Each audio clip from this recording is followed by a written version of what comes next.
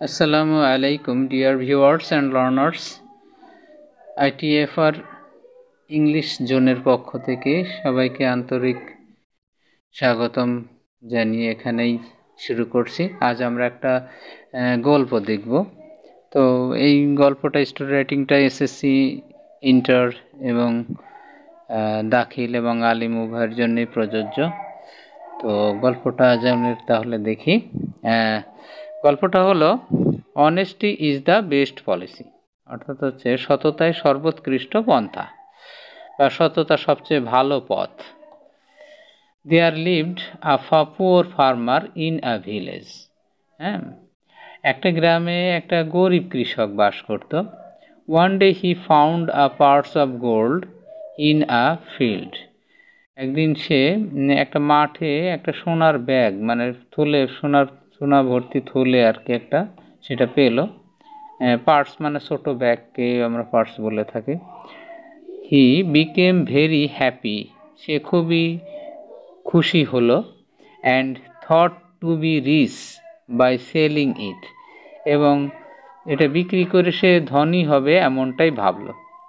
Then he took the parts, তখন সে ওই থলেটি নিল। And told his plan to his wife, এবং তার স্ত্রীকে ঘটনাটা বা তার পরিকল্পনাটা জানালো। But his wife was honest, কিন্তু তার স্ত্রী ছিল খুবই সৎ। শি সেইড, সে বলল, নো, না, ইউ কান্ট ডু দ্যাট, তুমি সেটা করতে পারো না। ইটস আ সিন, এটা একটা অন্যায় বা এটা একটা পাপ।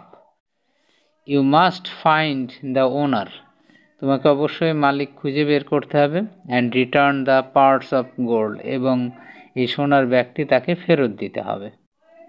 I will help you to find the owner, মালিককে খুঁজে বের করার জন্য আমি তোমাকে সাহায্য করব, এটা তার স্ত্রী বলল।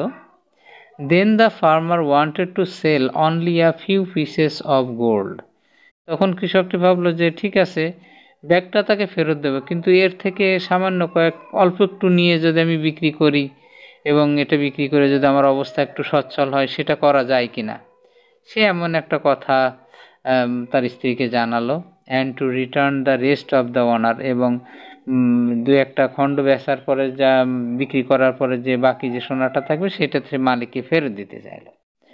But his wife did not agree, কিন্তু তার স্ত্রী তাতে সম্মত হলো না। ইন দ্য মিন টাইম, ইতিমধ্যে দ্য নিউজ স্প্রিড এভরিহোয়ার, তো এই সংবাদটা চারদিকে ছড়িয়ে পড়লো। And so the owner of the purse came, সুতরাং সেই পার্টস বা থলেটির যে মালিক সে আসলো। And asked for his gold, এবং তার সোনা চাইল।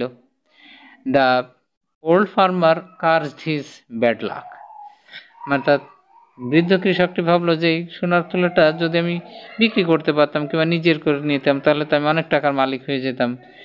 মানে এইটা ভেবে সে দুঃখ পাচ্ছে এবং সে তার ভাগ্যকে দোষারোপ করছে যে আমার ভাগ্যটাই আসলে খারাপ, এরকম একটা চিন্তা করছে। But his wife told him, কিন্তু তার স্ত্রী তাকে বলল দ্যাট যে he would surely receive reward from Allah, অর্থাৎ কি, যে সে নিশ্চিতভাবে আল্লাহর কাছ থেকে এই পুরস্কার পাবে, সে তার এই সততার পুরস্কারটা পাবে। সে যে ঠিক মতো ব্যাগটা মালিককে বুঝিয়ে দিল, এই সততার পুরস্কার পরবর্তীতে আল্লাহ তাকে দিবেন। তো এখানে একটা নৈতিক শিক্ষা, মোরাল আমরা বলতে পারি এরকম, যে উই শুড ফলো দ্য পথ অফ অনেস্টি, আমাদের সততার পথ অনুসরণ করা উচিত। Then we will surely receive reward from Allah in the next world.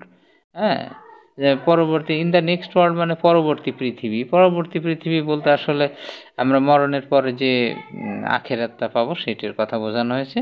যে তাহলে আমরা যদি সৎ পথ অবলম্বন করি, তাহলে আমরা পরবর্তী জন্মে বা পুনর্জন্মও এটাকে বলা হয়, যা পরবর্তী আমরা যখন মরার পরে আবার আল্লাহর কাছে ফিরে যাব, তখন আল্লাহ আমাদেরকে পুরস্কৃত করবেন। তো এই ছিল মূলত গল্পটা বেশ ছোট করে এবং সহজ ভাষায় দেওয়ার চেষ্টা করছি। তোমরা নিশ্চয়ই প্র্যাকটিস করলে ভালো করতে পারবে। তো আজ এ পর্যন্তই, তোমাদের সবার মঙ্গল কামনা করে এখানেই বিদায় নিচ্ছি। আসসালামু আলাইকুম।